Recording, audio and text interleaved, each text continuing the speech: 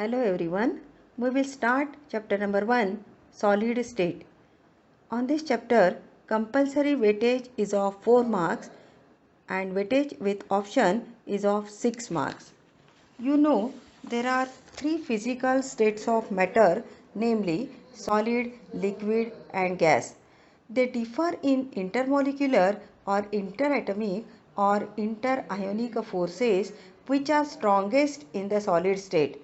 By raising the temperature of solids to their melting points, solids are converted into liquids, while heating liquids to their boiling points, they can be converted into gaseous state. By cooling the gases to very low temperature and subjecting to high pressure, they can be transformed into liquids, and which on further cooling can be transformed into solid state. The solid state of matter is characterized by strong interparticle forces of one. Solids have the definite shape and volume. The smallest constituent particles of various solids are atoms, ions or molecules. All such smallest constituent particles of solids will be referred to as particles. There is regularity in the arrangement of constituent particles of solids. Solids are hard, incompressible and rigid except some solids like sodium, potassium, phosphorus which are soft. The constituent particles of solids like molecules, atoms or ions have fixed stationary positions in solid, hence they have fixed shape.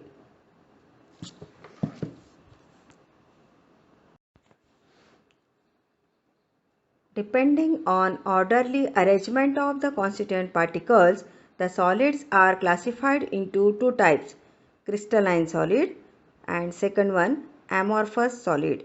First one, crystalline solid, a homogeneous solid in which the constituent particles like atoms, ions or molecules are arranged in a definite repeating pattern throughout the solid is called crystalline solid. For example, salts like NaCl, KNO3, metals such as sodium, gold, copper, materials such as diamond, graphite. These crystalline solids they possess the following characteristic properties. First one, there is a regularity and periodicity in arrangement of constituent particles. Second one, crystalline solids have sharp melting points, that means they melt at a definite temperature. Third one, all crystalline substances except those having cubic structure are anisotropic. That means their properties like refractive index, thermal and electrical conductivity are different in different directions.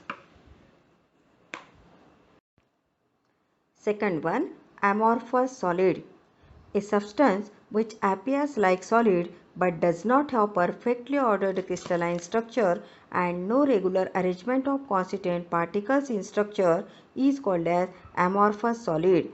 For example, glass, rubber, plastic, etc. They are supercooled liquids. Amorphous solids have the following characteristic properties. Number 1, constituent particles in amorphous solids are randomly arranged. Second one, amorphous solids do not have sharp melting points. Third one, these solids are isotropic. That means the properties such as refractive index, conductivity are all independent of direction of measurement. Thus, the ability of amorphous solids to have identical physical properties though measured in the different directions is called as isotropy. Similarity or dissimilarity in crystal structure of different solids is described as isomorphism and polymorphism. Isomorphism, when two or the more substances having the same crystal structure are said to be isomorphous. In these substances, the chemical composition has the same atomic ratio. For example, NaF and MgO atomic ratio is 1:1. Second example, NaNO3 and CaCO3 atomic ratio is 1:1:3. Thus, a phenomenon in which two or the more crystalline substances show the same crystalline structure is called isomorphism. Polymorphism. A single substance that exists in two or more forms or crystalline structures is said to be polymorphous. For example, calcite and aragonite are the two forms of calcium carbonate. Alpha quartz, beta quartz, and cristobalite are the three forms of silica. Polymorphism occurring in elements is called allotropy. The three allotropic forms of carbon are diamond, graphite, and fluorine.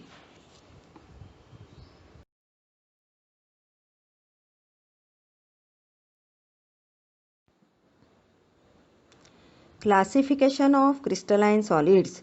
Crystalline solids are classified as ionic solids, covalent network solids, molecular solids, and metallic solids. First one, ionic crystal. These have following characteristics. Number 1, the constituent particles of ionic crystals are charged ions. The cations and anions may differ in size. Second one, the particles of ionic crystals are held by electrostatic force of attraction between oppositely charged ions. Third one, ionic crystals are hard and brittle and they have high melting points. Number 4, these are non-conductors of electricity in solid state. However, they are good conductors when dissolved in water. For example, NaCl, KCl.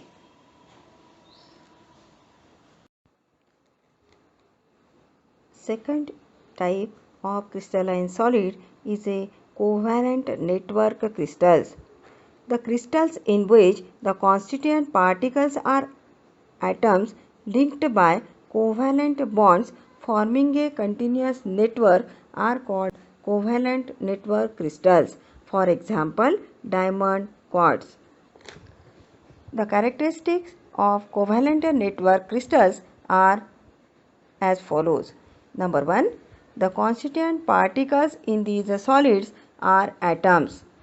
Second, the atoms in these crystal are held by covalent bonds forming a rigid three-dimensional network which gives a giant molecule, and hence the entire crystal is a single molecule. These crystals are very hard and most incompressible. They have high melting point and boiling point. Since the electrons are localized in covalent bonds, these are not mobile and hence they are poor conductors of heat and electricity. Molecular crystals. Substances such as Cl2, CH4, H2, CO2, O2 on solidification give molecular crystals. Crystalline organic compounds are also the molecular solids. Number 1, the constituent particles of molecular solids are molecules. The bonds within the molecules are covalent. The molecules are held together by various intermolecular forces of attraction. Number 1, weak dipole-dipole interaction. In polar molecule such as a solid HCl which possess permanent dipole moment. Second, very weak dispersion in non-polar molecules such as CH4H2. Third one, intermolecular hydrogen bonds in solid such as NH3HF. In these molecules are held by hydrogen bonds in which hydrogen atom of one molecule is bonded to electronegative atom like fluorine or nitrogen or oxygen of another molecule. Because of weak intermolecular attractive forces, molecular solids are usually soft substances with low melting points. These solids are poor electrical conductors and are good insulators.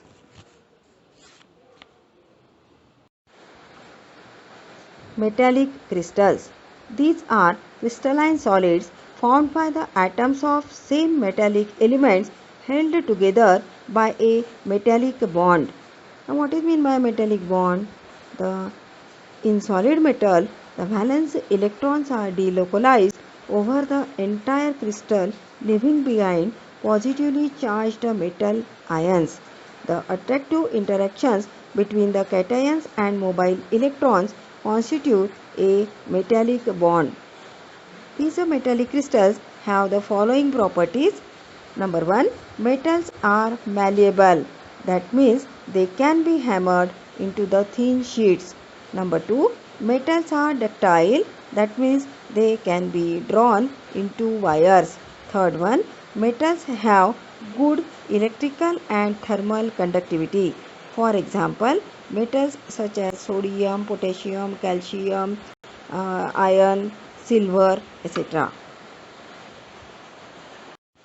Crystal structure. The ordered three-dimensional arrangement of particles in a crystal is described by lattice and basis. Crystal, lattice and basis. Lattice is a geometrical arrangement of points in a three-dimensional periodic array. A crystal structure is obtained by attaching a constituent particle to each of the lattice points. Such constituent particles that are attached to the lattice points form a basis of the crystal lattice. Crystal lattice is also called space lattice of crystal.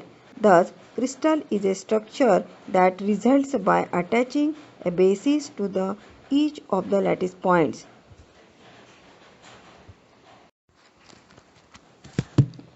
Unit cell.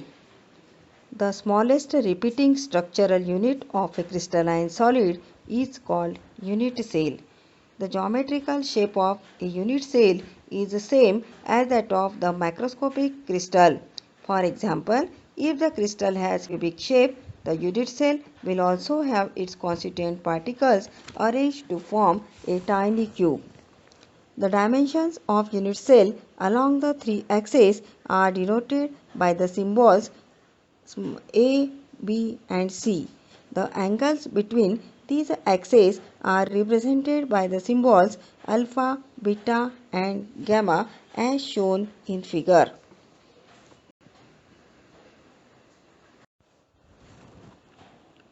A unit cell is characterized by following parameters: edges or the edge length. The intersection of two faces of crystal lattice is called as edge. The three edges denoted by A, B and C represent the lengths of unit cell along three axes. These edges may or may not be mutually perpendicular. Angles between the edges.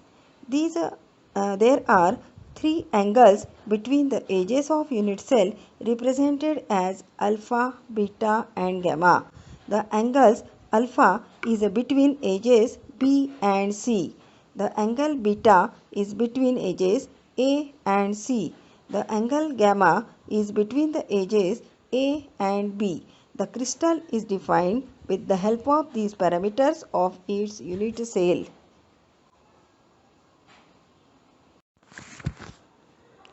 Type of unit cells. First one, primitive or the simple unit cell. In primitive unit cell, the constituent particles are present at its corners only. Second one, body-centered unit cell. In this type of unit cell, one constituent particle is present at the center of its body in addition to the corner particles. Face-centered unit cell. This unit cell consists of particles at the center of each of the faces in addition to the corner particles. Fourth one, base-centered unit cell. This unit cell consists of particles at the center of any two of its opposite faces in addition to the corner particles. Crystal system, there are only 14 ways in which similar points can be arranged in a three-dimensional order, and these 14 lattices which describes the crystal structure are called Bravais lattices. Cubic system, there are three kinds of unit cells in cubic system. Number 1, simple cubic unit cell SCC has a particle at each of the 8 corners of a cube. Second one, body centered cubic unit cell BCC has a particles at its 8 corners and an additional particle in the center of the cube. Third one, face centered cubic unit cell FCC has a particle at the center of each of the 6 faces in addition to the particle at 8 corners of the cube. Number of particles in cubic unit cell. First one, number of particles in primitive simple cubic unit cell SCC. In simple or primitive cubic unit cell, there are 8 atoms at 8 corners. Each corner contributes 1/8 atom to the unit cell, and therefore number of atoms present in the unit cell equals to 1/8 into 8, that is equals to 1. Hence, the volume of unit cell is equal to the volume of 1 atom. Second, number of atom in body centered cubic unit cell, that is a BCC. In this unit cell, there are 8 atoms at 8 corners and 1 additional atom at the body center. Each corner contributes 1/8 atom to the unit cell. Hence, due to 8 corners, number of atoms equals to 8 into 1/8 equals to 1 atom. An atom at the body center wholly belongs to the unit cell, and therefore total number of atoms present in BCC unit cell equals to 1 plus 1 equals to 2. Hence, the volume of unit cell is equals to the volume of 2 atoms. Third one, number of atoms in face-centered cubic unit cell FCC. In this unit cell, there are 8 atoms at 8 corners and 6 atoms at 6 face centers, and each corner contribute 1/8 atom to the unit cell. Hence, due to 8 corners, number of atoms equals to 1/8 into 8 equals to 1. Each face center contributes half of the atom to the unit cell. Hence, due to the 6 face centers, number of atoms equals to 1/2 into 6 equals to 3, and therefore total number of atoms present in the FCC unit cell equals to 1 plus 3 equals to 4. Hence, the volume of unit cell is equal to the volume of 4 atoms.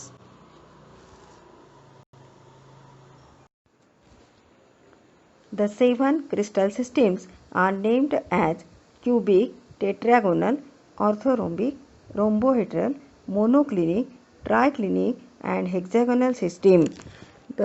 These 14 lattices or unit cells for each of the 7 crystal systems are shown in the following table.